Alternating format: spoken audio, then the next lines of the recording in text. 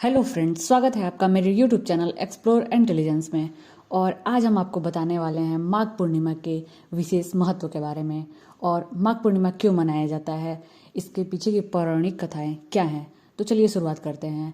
इस साल 2023 में माघ पूर्णिमा 5 फरवरी को पड़ रहा है। इसके पीछे क्या महत्व है? माघ पूर्णिमा के दिन संगम पर माघ मेले में जाने और स्नान करने का विशेष महत्व है। पुराणों के अनुसार माघ माह में पूर्णिमा के दिन देवता धरती पर आते हैं और गंगा में स्नान करते हैं।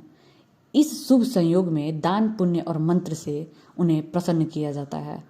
पुराणों के अनुसार माघ पूर्णिमा के दिन स्वयं भगवान श्री विष्णु गंगा जल में निवास करते हैं।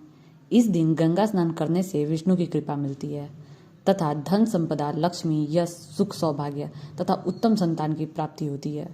माघ पूर्णिमा पर गंगा तथा अन्य पवित्र नदियों तथा सरोवर तट पर स्नान करके तिलांजलि देना चाहिए तथा पितृ अर्पण करना चाहिए।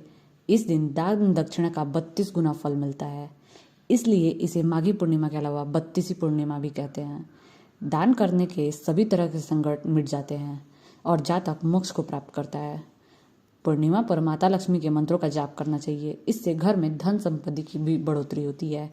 इस दिन देवी लक्ष्मी जी को पीले तथा लाल रंग की सामग्री अर्पित करने से वो प्रसन्न होती हैं। इसके पीछे एक श्लोक भी है जो कि ऐसे है: प्रयागे माघ मासे तुत्रयम सनास्य यद्रविर्त दशा में स्वाग सहस्त्रेता तत्फलम लभते भुवि।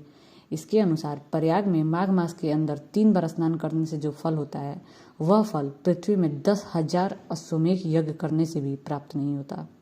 दूसरा श्लोक है पद्म पुराण के अनुसार: माघे निमग्ना सलीले सुसिते विमुक्त पाप स्त्रीदेवम प्रायंती।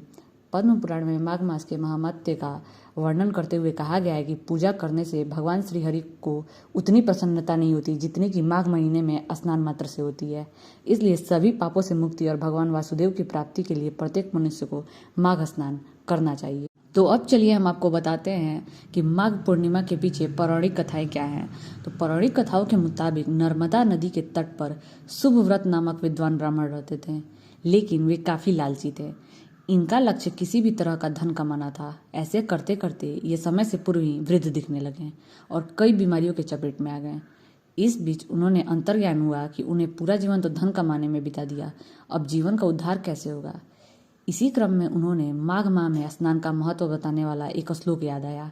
इसके बाद स्नान का संकल्प लेकर ब्राह्मण नर्मदा नदी में स्नान करने लगे। करीब 9 दिनों तक स्नान करने के बाद उनकी तबीयत ज़्यादा खराब हो गई और मृत्यु का समय आ गया। वे सोच रहे थे कि जीवन में तो कोई सत्कार्य न करने के कारण उन्हें नरक का दुख भोगना पड़ेगा, लेकिन वास्तव में मात्र 9 दिनों तक माघ मास में स्नान करने के कारण उन्हें मोक्ष की प्राप्ति हुई।